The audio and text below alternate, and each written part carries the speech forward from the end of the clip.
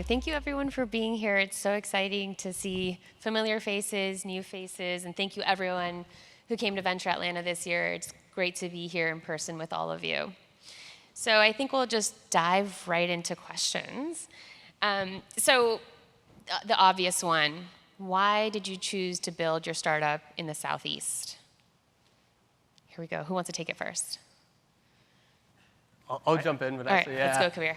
I don't know that I chose it. I was born and raised in Atlanta, ended up at Georgia Tech, and it just kind of happened. But it ended up, as we grew the company, ended up being one of the biggest competitive advantages we had. We have competitors in Silicon Valley, and we had competitors in New York, and we had competitors in DC and in Europe.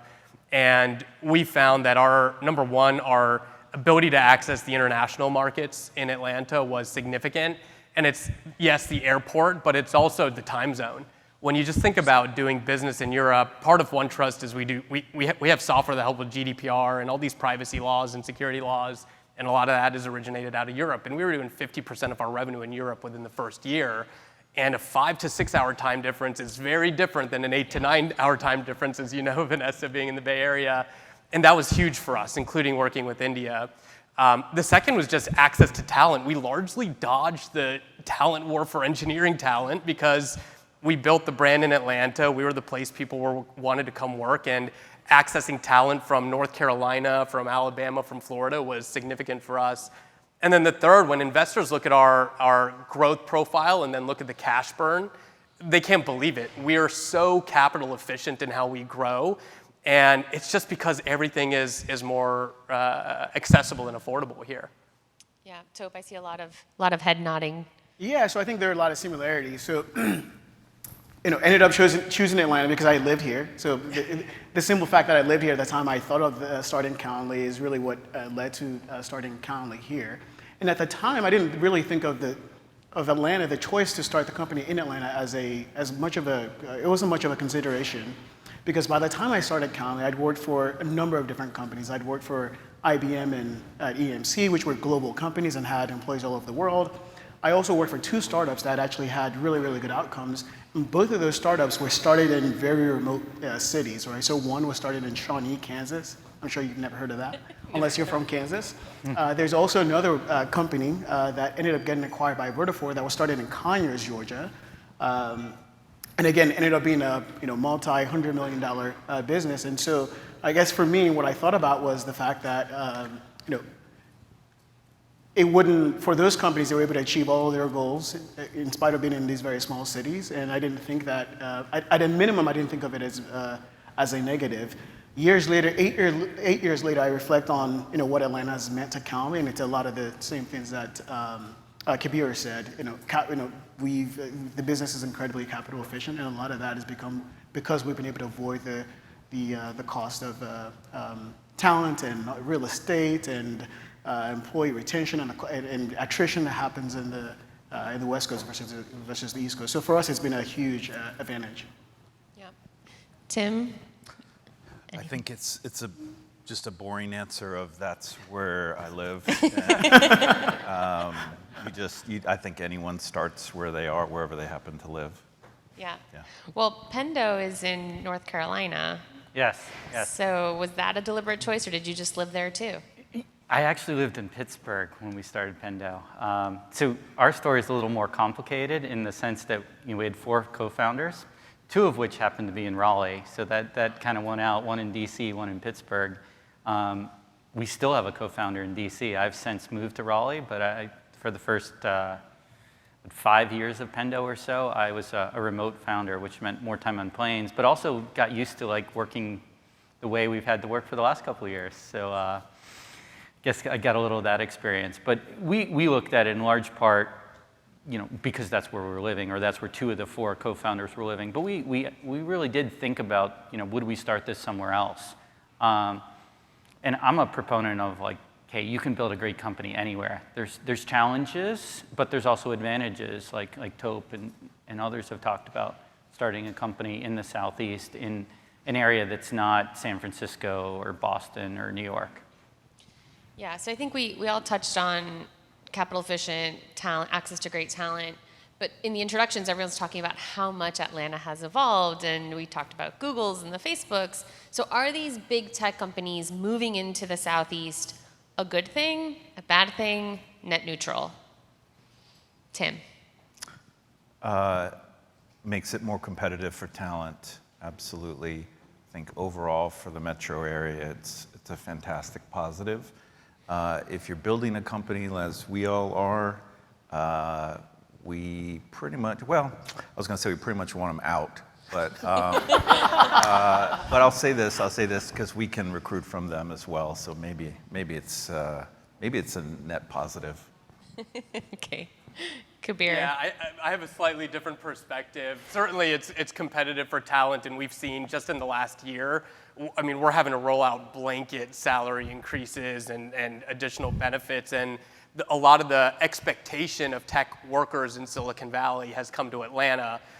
And TOPE has set the bar very high here for benefits as well. And so we always look up to Calendly and what we can accomplish as well. But the downside of being in Atlanta for us is somewhat fixed by those companies coming here. At scale, the challenges we've had is the caliber of executives we need, from customer officers to CFOs to CMOs. Once you're past $5 to $10 billion of scale, it's slim pickings anywhere on the East Coast. It's really heavy West Coast. And so the more those companies move their second headquarters here, we've seen unbelievable talent here at that level start to trickle in. And the second is just access to kind of the mentors and CEO coaching at that level. Tope and I were just comparing notes on just where do you go to for that peer group, and there's just not one in our world here. And so I think it's going to be great for the ecosystem in terms of helping entrepreneurs like ours just think bigger and demystify what it means to get to that scale. Yeah. Tope. Yeah, so I have a very similar experience to Kabir. You know, the biggest challenge we have with talent and recruiting is actually not the talent that already exists in Atlanta. Like, we do really well there. The biggest challenge we have is as we went from 0 to, let's call it, 30 million or so in revenue, all the talent we needed to find was here in Atlanta. But as you scale beyond that, there's these very specialized skills and experience that you need that is just incredibly difficult to find in Atlanta. Not only difficult to find in Atlanta, very difficult to get those people to even take a look at Atlanta and get interest and become interested in moving to Atlanta, right? So those people are staying in the Bay Area, and when they do move, maybe they're going to Austin, they're going to New York, they're not really considering Atlanta. And so what I think is really positive about all these big companies coming to Atlanta is I think it raises Atlanta's credibility and increases Atlanta's credibility and raises Atlanta's profile. And I think over time, we'll see more of that talent that we struggle to attract to Atlanta in any form or fashion actually become interested in coming to Atlanta. So a very similar experience. Yeah, especially on the consumer front. I found that we had to go elsewhere for top consumer talent, whether it's consumer product or consumer marketing. So that should be helpful, having some of these big consumer brands come in to Atlanta. Yeah, I was thinking that, having that meld of bringing experienced folks. I remember you hired some folks from Facebook that wanted to move back home to Atlanta, and then have them train up the local folks here and then get that flywheel going so that we do level up the talent base here to be CFOs that take companies public as well. And then Vanessa, we invite you to move back to Atlanta as well. Wow, one pitch already for getting you to move. Be careful putting Kabir on a panel. So I've been involved in startups and public companies both in Pittsburgh, San Francisco, and Raleigh, not Atlanta, but I think there's a lot of similarities between Raleigh and Atlanta. And my perspective on the question is it starts out as net negative, and I saw that in Pittsburgh, when Google moved in pretty heavy. I think they have 2,000 people in Pittsburgh or something like that now. Microsoft, Apple, they all have offices taking advantage of Carnegie Mellon, which is my alma mater, but my co-founder went to Georgia Tech, so big quotes there. So I saw the net negative, in particular on engineering costs in the beginning, but then it became net positive, not just from the executive position, which is actually a little harder because a lot of people are just opening engineering offices, right? And they aren't hiring a lot. You won't see the VP of sales necessarily, or that kind of person you want, or the senior finance person. It still might be hard to get. But what we found is a lot of the Google engineers are like, okay, I've done this for a few years, I've made money, I have an entrepreneurial bug, I would like to work in a Series A or B company, I'd like to get involved in something that, I have more impact on overall direction. So we were able to hire engineers out of Google in the Pittsburgh area, effectively. And Google's good at recruiting talent into any area just because of the breadth of what they have, and the other big companies too. So we saw engineering net negative to start, and then it's shifted to net positive. And then you do get the other, benefit of getting seasoned people, managers at all levels, but particularly on the engineering side. So I think it's going to be positive for all the areas that just raises the level and the caliber of the talent that you can recruit from. Except for burn, right? So companies that are just starting off now that aren't reaching the tens of millions in revenue, it might be more expensive to get up and running. But I would argue that the early engineers you want are not the people that are necessarily going to go work at Apple or Google right now. They're going to be the people that really want to be in a startup, that really want to dig in, that are passionate about the problem you're solving. I think that early base is still very recruitable, even from the Googles of the world. And I think you can pay less if you're aggressive on the equity side too. I mean, people see how deals are getting done. People can look at stories. Living in San Francisco, the story was always like, hey, an engineer needs an exit so he can buy a house, right? You have a roommate until you have an exit, even if you're working at Facebook back in the day.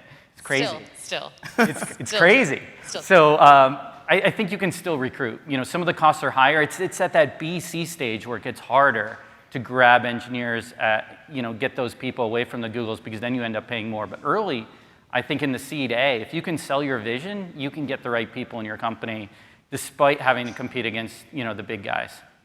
That's an interesting perspective. I would also add that I think the upward pressure on salaries is a nationwide phenomenon, right? Yeah. So it's not unique to Atlanta, and I think every company has to be prepared to deal with that, regardless of where you might be. Yeah. That's a good point. Kabir, you touched on mentorship. Yeah. One of the things that sold me on Silicon Valley when I moved there from Atlanta was access to all these mentors and people that have done this before, and just be in the mix and absorb as much as I could. Have you found good mentors out here? And if not, sorry, but if so, where did you find them? Yeah, I found amazing mentors Okay, in good. Atlanta, but as we've scaled, how I approach mentorship has been very different. And so in the early days in Atlanta, and some of the mentors I had are in the audience as well, I was very involved in a group called TIE in Atlanta, and found a lot of generosity with people's time. It's where I got asked to read Eric Ries's book, The Lean Startup, which is how we started our business, was all on customer discovery and the lean startup methodology. Even at Georgia Tech, there were some programs at the time. Flashpoint was going on, and I had talked to Merrick First over there. And so there are all these different ecosystems. What I learned very quickly is that your mentors very quickly need to change to be stage appropriate as you grow. And if you manage that right, then your mentors turn into friends, and then you can get new mentors along the way. A lot of your mentors in that middle stage kind of become your investors and board members. And then at some point that gets awkward, because when you're going to your investors and board members for mentorship, I disagree. At some stage, It's always awesome. At some stage, it gets a little bit weird. And so now at a later stage company, we're finding more traditional coaches. I never thought I'd need a CEO coach or a team coach. Do you have a CEO coach? I just started, actually, Tope recommended one to me in a program called 10X, and so we've been interviewing really good CEO coaches and also team coaches. That's very Silicon Valley style. It is very Silicon. It's That's something why that you I'm don't really shocked. do in Atlanta, but at that scale, you kind of need an independent voice, and so it's evolved very, I would say, organically over the years. Tope. Yeah, so I mean, I've been, really lucky, right? It takes a village to build anything, that's worth anything. But I guess what I found is that, folks in the South in Atlanta are just really, really kind and generous. And if you ask for help, I can't think of a single person I've reached out for, either through, either going directly to them or through 1 or 2 degrees of separation, that has not offered their time and provided valuable advice. Obviously, I think the onus is on you to make sure that you present your request in a way that is not requesting too much of the person. But I've done it all. Like in the beginning, the mentors were very unstructured and very informal. It was the other CEOs and entrepreneurs in the Atlanta Tech Village. It was David Cummins. Over time, it's become much more structured, 10x, like Kabir said. And recently, I joined the board of SalesLoft. And Kyle's a friend that I made at the Atlanta Tech Village. But being on SalesLoft's board has been a win-win mentorship for both of us, right? So there are unique things about Calendly's business model that that we've learned over the last 8 years that we can share with SalesLoft. There's also very unique things about SalesLoft's growth, right?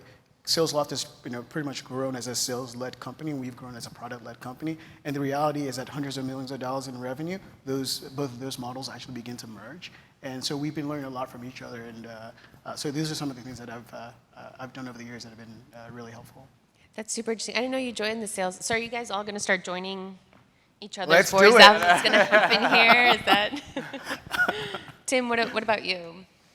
Yeah, I mean, actually, to what you said, rings true for me.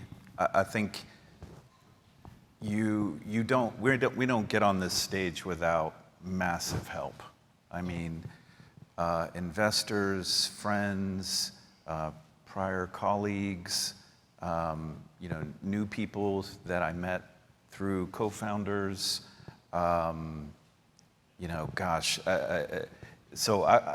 You could call them mentors, you could call them friends, you could call them advisors, you could call them board members. I've received tons of help from all of those. I think when you're scaling a company like we all have, you have to keep an open mind, and you are looking for good advice and information, insights. You're kind of constantly taking it all in. Are there any groups that you found particularly helpful in Atlanta? For me personally, ATDC, the Georgia Tech Incubator, was super helpful. I had spent some time there helping other entrepreneurs prior to starting Greenlight. And so I made some close friends with other experienced entrepreneurs there who were EIRs or entrepreneurs in residence there. And, I loved the advice you would get from them because, I remember learning from some of them about the importance of being very direct and clear, even when you're telling someone, something they don't want to hear because maybe they're really in love with their idea. Or you need to encourage them to look more at the problem and being able to prove that the problem, objectively exists in the market. But yeah, for me, ATDC was a big help. Yeah. Eric? I agree. Thumbs up on mentors, thumbs up on coaches. I think coaches as a trend, moving to the East Coast, see it all the time, think it's a great thing. I have a different perspective on the mentors from one aspect, or maybe not that different, but I want to cover one aspect. I think it's harder getting good mentors when you're starting a company than it is hiring the engineers. Because often, especially first-time entrepreneurs, don't know exactly what to look for. And what you want is someone that's done it recently that can actually give you advice in the area. Because there's a lot of bad advice out there. A lot of bad advice. And I know I've talked to a couple of companies, and they're like, yeah, my advisor told me this. I was like, I want to do that. Read this.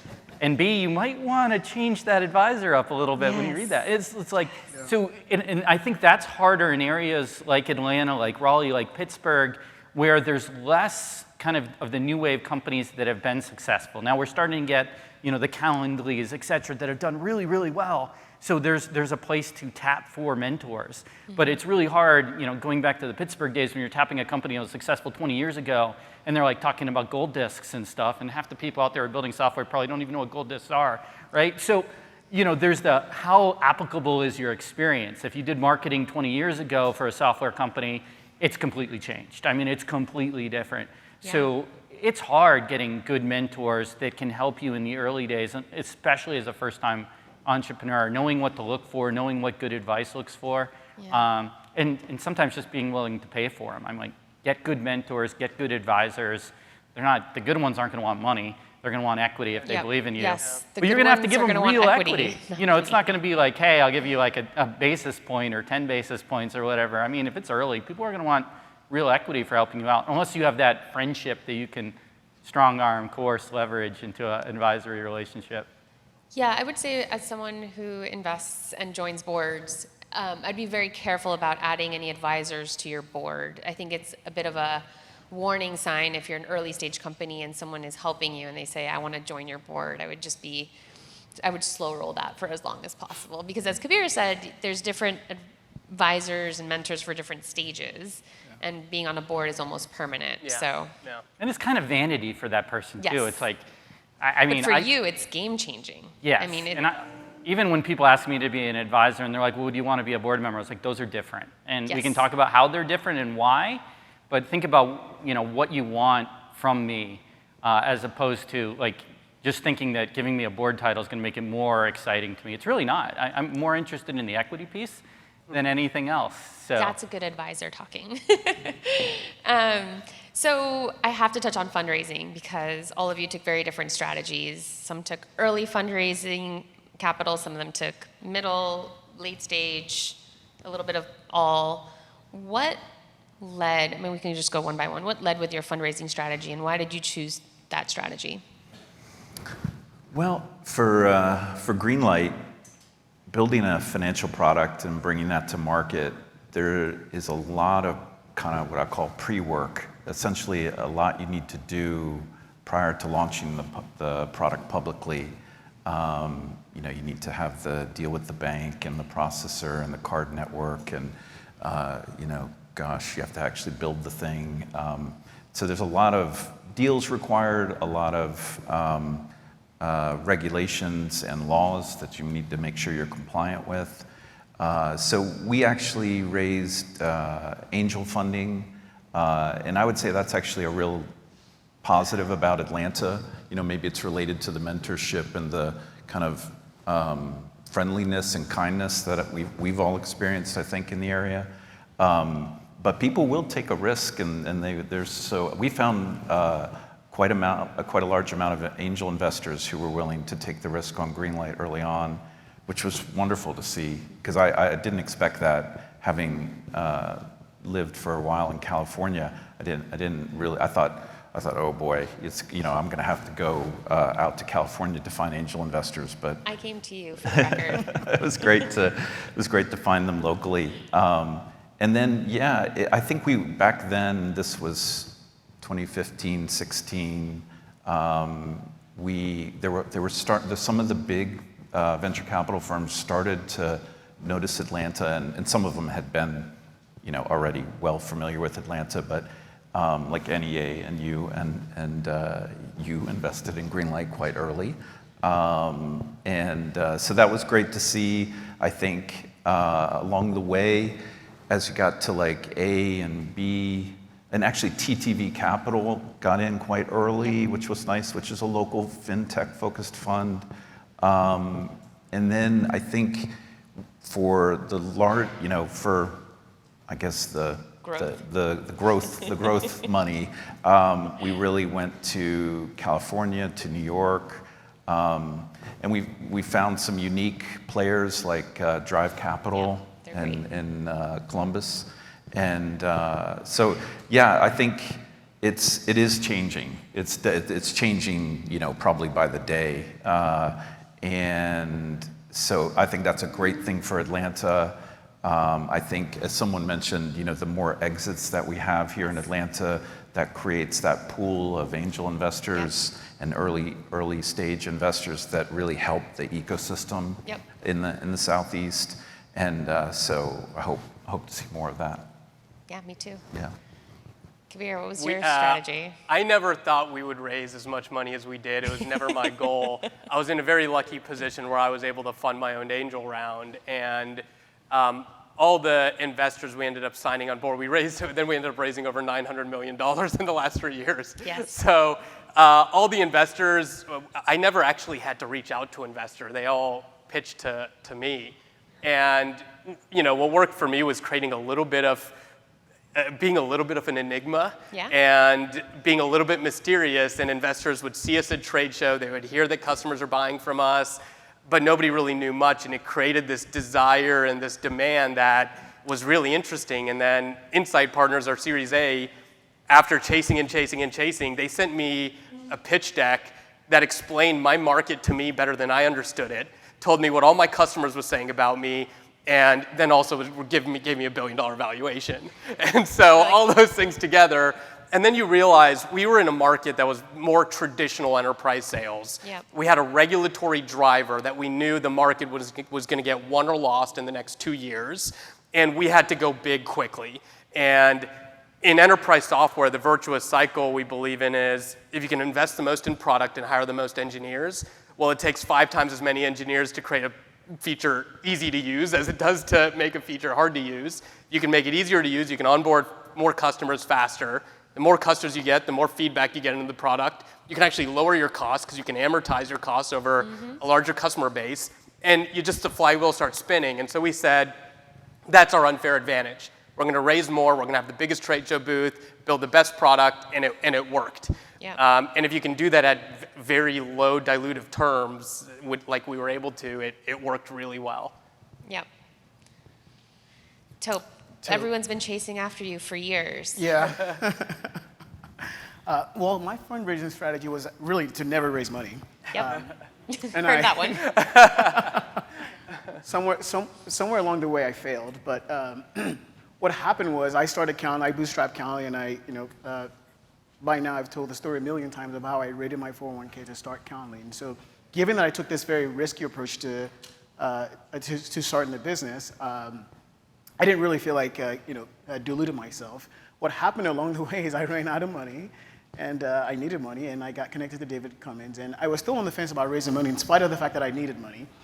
But the fact that David was an entrepreneur himself and had just exited Pardot and was successful, I thought not only would he be a source of capital, he would just be an advisor, a mentor to me, and so that made that decision easy. And then really from there, just heads down on the business and started growing the business really fast. And before you know it, you look up and you have a few $1 million in revenue and you're profitable. And so from there, a couple of things happen. The business becomes profitable, which makes investors interested in the business. But no one was really able to make a strong case for how they would accelerate the business. And so it just became really easy over many years not to raise capital because there was no strong value add that really came. What changed the last year is that even with all the success that Calendly's had, as we talked about earlier on the stage, recruiting executives is a huge part of. It's been a huge task that I've been working on over the last few years. And I guess what I saw was there was an opportunity to signal to the types of folks that we want to recruit and to the market and to customers that this is a massive opportunity. This is a business that's going to be around for hundreds of years, and it also helped that the financial and the control terms were really easy, and so it seemed like a no-brainer. But all in all, I would have done it the same way. I think for us, what worked out really well is not raising money to raise money because everybody else is doing it, but because there's a very, very specific thing you think you can get out of it that helps the business, and not raising for FOMO necessarily, which I think sometimes entrepreneurs do. Yep. Yeah, I mean, the fundraising process has been interesting. Has it evolved? Yeah, it's changed a lot. I mean, Pendo's gone from zero 8 years ago to over 100 million, to over 100 million in ARR in less than 8 years. Went from a market cap of, in essence, zero to 2.6 billion. So at least as far as our last fundraising, you could argue that was a while ago. So who knows? I remember the first round. We did a seed fund or a seed round.